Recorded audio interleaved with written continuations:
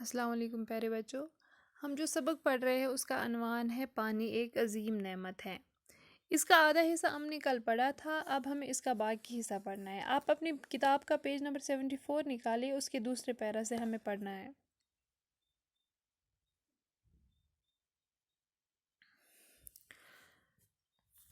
پانی سے ہی انسان اپنی ظاہری نجاست اور میل کچل کو دور کر کے پاک اور تر و تازہ ہو جاتا ہے۔ پانی کے بغیر صفائی ممکن نہیں اور صفائی کے بغیر انسان کا شرف ممکن نہیں، کیونکہ انسان اپنے دل و دماغ کی پاکیزگی حاصل نہیں کر سکتا جب تک کہ اس کا ظاہر پاک صاف نہ ہو۔ تو ہم کہہ سکتے ہیں کہ پانی سے نہ صرف ظاہری پاکیزگی حاصل ہوتی ہے بلکہ یہ باطنی پاکیزگی حاصل کرنے کا بھی ذریعہ ہے۔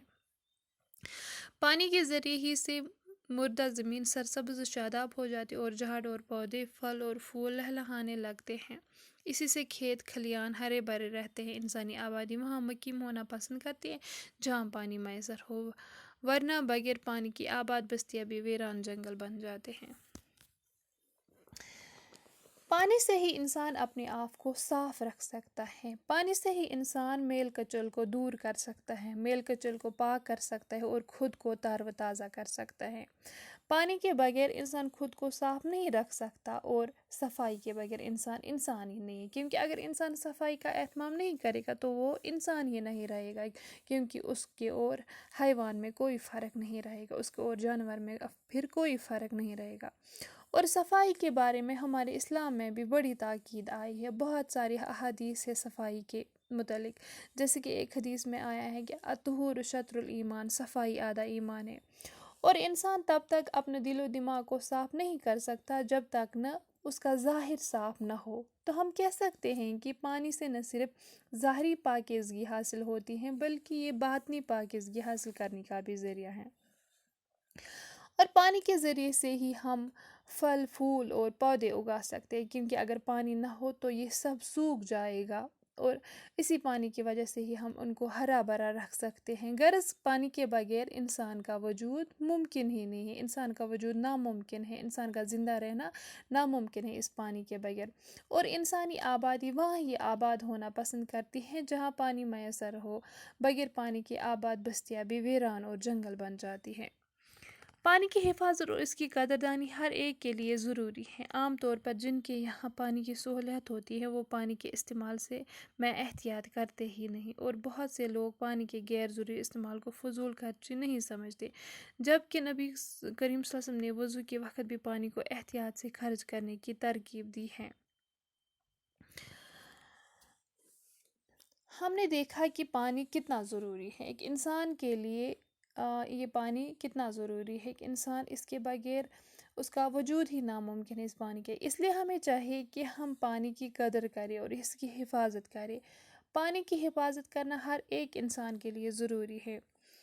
عام طور پر کیا ہوتا ہے، جن لوگوں کے یہاں پانی کی سہولیت اچھے سے دستیاب ہوتی ہے، جن کے پاس بہت سارا پانی مہیا ہوتا ہے، وہ پانی کا بے تحاشا استعمال کرتے ہیں، اور بہت سارے ایسے بھی لوگ ہیں جو پانی کی غیر ضروری استعمال کو فضول خرچی یا گناہ بالکل بھی نہیں سمجھتے، جبکہ نبی صلی اللہ علیہ وسلم نے وضو کے وقت بھی پانی کو احتیاط سے خرچ کرنے کی ترکیب دی ہے، جیسا کہ ایک حدیث میں آیا ہے۔ آپ اپنی کتاب کا پیج نمبر 73 نکالے، اس کے پہلے پیج پہ ہی ہے وہ۔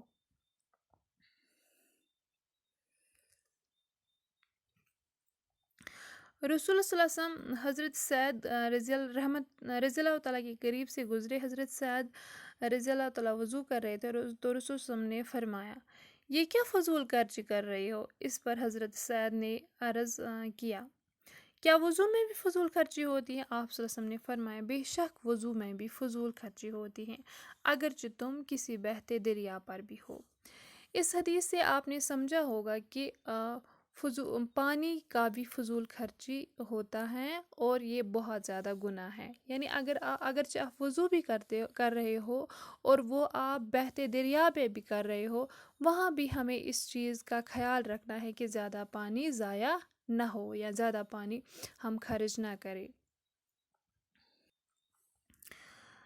پانی کو آلودگی سے بھی بچانا ہماری ذمہ داری ہے۔ گھروں سے نکلنے والا کوڑا کرکٹ، کارخانوں سے نکلنے والا کیمیاوی اور دیگر گندگیوں کے انبار ندیوں، نالوں، جھیلوں اور دریاؤں میں جاتے ہیں، جس کی وجہ سے پانی آلودہ ہوتا ہے۔ یہ گندا اور ناکارہ پانی زندگی کے لیے خطرہ ہے، انسانی صحت اور آبی جانور بلکہ پودوں پر بھی اس کا برا اثر پڑتا ہے۔ یہی پانی جب کھیتوں میں چلا جاتا ہے تو ان کی نشو و نما پر بھی بہت برا اثر پڑتا ہے، اور دریاؤں سمندر میں بہا یا جانے والا پلاسٹک کھانے سے ہر سال بڑی تعداد میں مچھلیاں، کچھوے اور دیگر آبی جانور مر جاتے ہیں۔ ہماری پانی کے ذخیروں کو ہر قسم کی گندگی سے بچانے کی فکر کرنی چاہیے، تاکہ نہ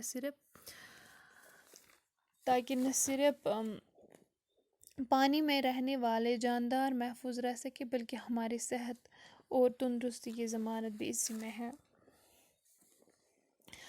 پانی کو آلودگی سے بھی بچانا ہماری ذمہ داری ہے۔ ہم گھروں سے کوڑا کرکٹ نکالتے ہیں اور کارخانوں سے نکلنے والا کیمیاوی مواد اور دوسرے گندگیاں ہم ندی نالوں یا جھیلوں اور دریاؤں میں پھینکتے ہیں، جس کی وجہ سے پانی آلودہ ہو جاتا ہے، اور یہ گندا پانی انسانی صحت کے علاوہ آبی جانوروں اور پودوں پر بھی برا اثر ڈالتا ہے، اور یہی گندا پانی جب کھیتوں میں چلا جاتا ہے تو ان پر بھی برا اثر پڑتا ہے۔ دریاؤں اور سمندروں میں جو ہم کچرا اور پلاسٹک ڈالتے ہیں، اس سے ہر سال بڑی تعداد میں مچھلیاں اور دیگر آبی جانور مر جاتے ہیں۔ ہمیں چاہیے کہ پانی کے ان ذخیروں کو ہر قسم کی گندگی سے بچانے کی تدبیریں سوچے اور فکر کرے، تاکہ نہ صرف ان میں رہنے والے جانور سیف رہے بلکہ ہماری صحت بھی قائم رہے، ہم بھی تندرست رہے۔ آج کے لیے بس اتنا ہی۔ آج کا ہوم ورک جو ہے وہ یہ ہے کہ آپ اس سبق کا ایک آپ خلاصہ لکھیں گے، سمری لکھیں گے، اور اس میں جو مشکل الفاظ ہیں ان کے معنی آپ یاد کریں گے۔ اللہ حافظ۔